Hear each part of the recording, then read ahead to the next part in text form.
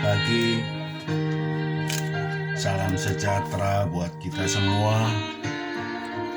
Kiranya pagi hari ini Tuhan memberkati kita semua di dalam segala aktivitas. Amin. Kita renungkan firman Tuhan. Kita membaca di Amsal 21 ayat 1 sampai dengan 10.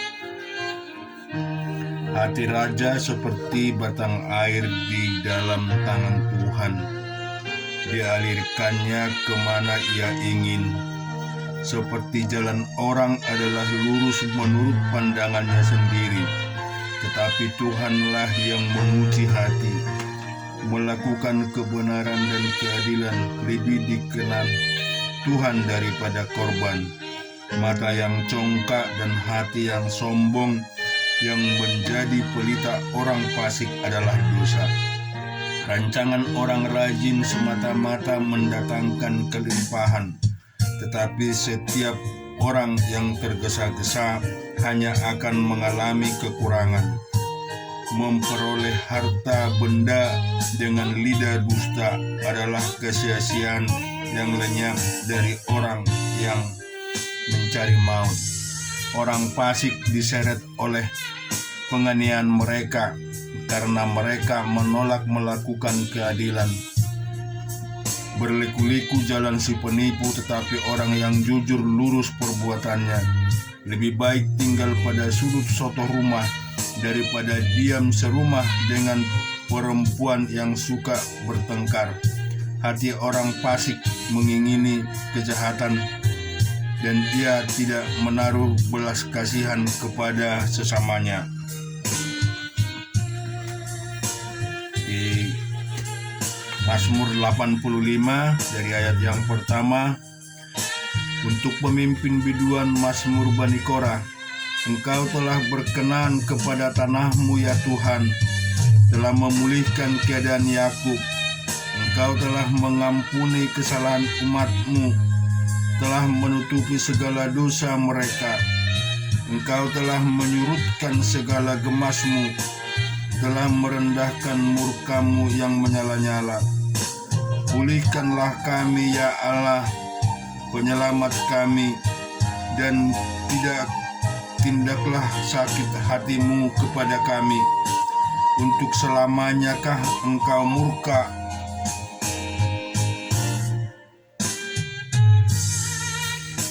atas kami? Dan selanjutnya di Mazmur 86 dari ayat 1, sendengkanlah telingamu ya Tuhan, jawablah aku, sebab sengsara dan miskin aku. Peliharalah nyawaku, sebab aku orang yang kau kasihi. Selamatkanlah hambamu yang percaya kepadamu. Engkau adalah Allahku, kasihanilah aku ya Tuhan, sebab kepadamulah aku berseru sepanjang hari.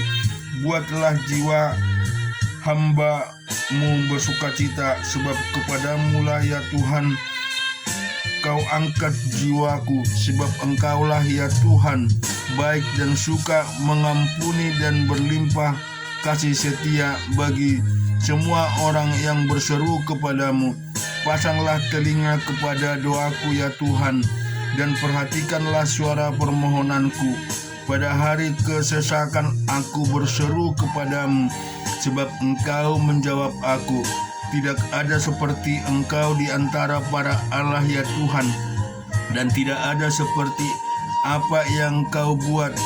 Segala bangsa yang kau jadikan akan datang sujud menyembah di hadapanmu ya Tuhan, dan akan memulihkan namamu.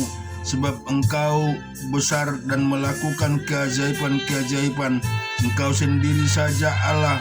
Tunjukkanlah kepadaku jalanmu ya Tuhan, supaya aku hidup menurut kebenaranmu.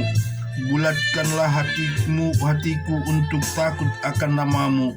Aku hendak bersyukur kepadamu ya Tuhan Allahku dengan segenap hatiku, dan memulihkan namamu untuk selama-lamanya. sebab kasih setiamu besar atas aku, dan engkau telah melepaskan nyawaku dari dunia yang mati yang paling bawah. Ya Allah, orang-orang yang angkuh telah bangkit menyerang aku, dan gerombolan orang-orang yang sombong ingin mencabut nyawaku dan tidak mempedulikan engkau.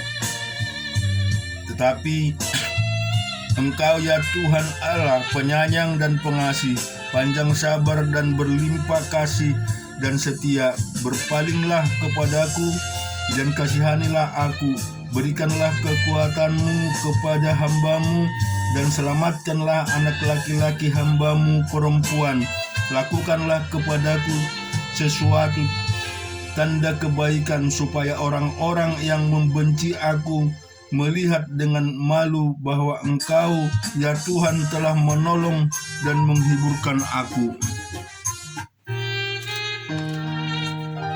Kita baca di Lukas 17 ayat 1 sampai 10. Yesus berkata kepada murid-muridnya, tidak mungkin tidak akan ada penyesatan, tetapi celakalah orang yang mengadakannya. Adalah lebih baik baginya jika sebuah batu kilangan diikatkan pada lehernya, lalu ia dilemparkan ke dalam laut, daripada menyesatkan salah satu dari orang yang lemah. Jagalah dirimu jikalau kamu saudaramu berbuat dosa, tegurlah dia, dan jikalau ia menyesatkan, ampunilah dia. Bahkan jika kalau ia berbuat dosa terhadap engkau 7 kali sehari dan 7 kali ia kembali kepadamu dan berkata, aku menyesal, engkau harus mengampuni dia. Lalu kata rasul-rasul itu kepada Tuhan, tambahkanlah iman kami. Jawab Tuhan, kalau sekiranya kamu mempunyai iman sebesar biji sesawi saja, kamu dapat berkata kepada pohon ara ini, terbantulah engkau dan tertanamlah di dalam laut, dan ia akan taat kepadamu. Siapa di antara kamu yang mempunyai seorang hamba yang membajak atau menggembalakan ternak baginya, akan berkata kepada hamba itu setiap ia pulang dari ladang, mari segera makan? Bukankah sebaliknya ia akan berkata kepada hamba itu, sediakanlah makananku, ikatlah pinggangmu, dan layanilah aku sampai selesai aku makan dan minum, dan sesudah itu engkau boleh makan dan minum.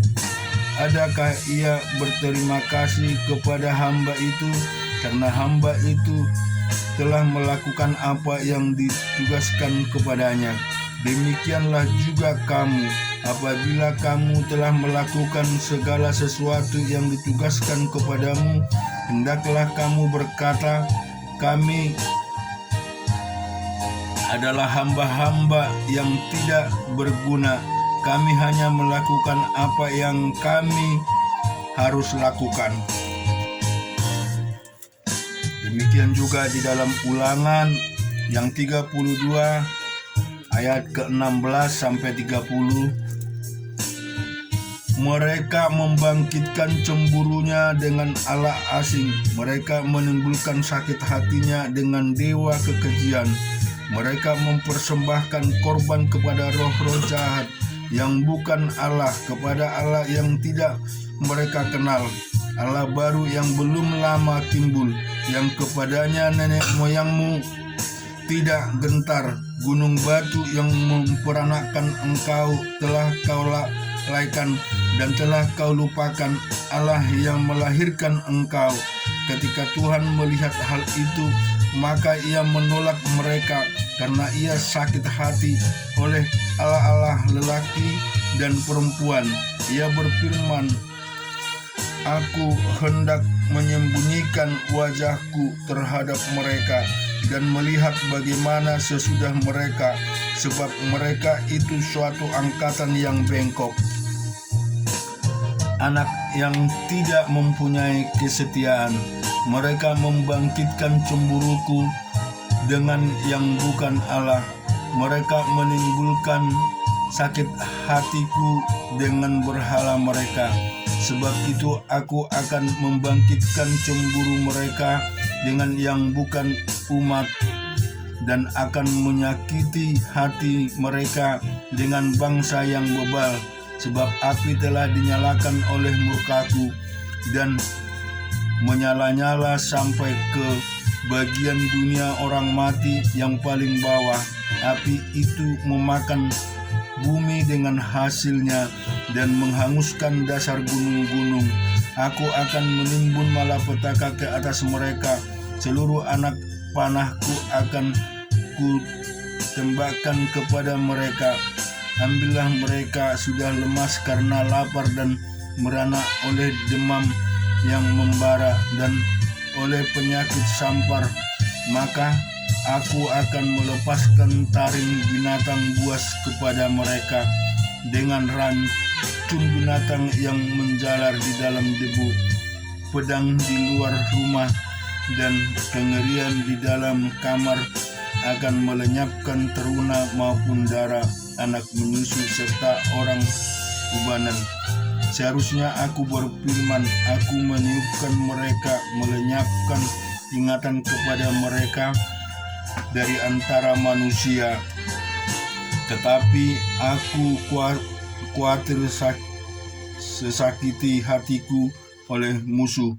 Jangan-jangan lawan mereka salah mengerti.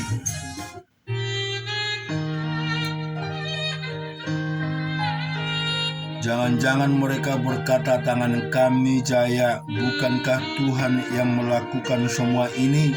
Sebab mereka itu satu bangsa yang tidak punya pertimbangan dan tidak ada pengertian pada mereka. Sekiranya mereka bijaksana, tentulah mereka mengerti hal ini dengan memperlihatkan kesudahan mereka. Bagaimana mungkin satu orang dapat mengejar 1000 orang, dan 2 orang dapat membuat lari 10.000 orang. Amin. Kiranya firman Tuhan bisa menguatkan kita, memberikan satu inspirasi yang luar biasa bagaimana kita melakukan setiap kehidupan kita, sehingga kita bisa dapat merasakan berkat yang luar biasa. Kita renungkan tadi di Lukas bagaimana kita sebagai seorang umat Tuhan, jika kita memiliki iman sebiji sesawi saja, kita percaya bahwa gunung bisa kita pindah dan juga kita bisa meminta kepada Tuhan. Inilah yang Tuhan rindukan dari kita semua. Biarlah kiranya kita menjadi anak-anak Tuhan yang selalu mengutamakan dan selalu percaya kepada kebenaran firman-Nya. Amin.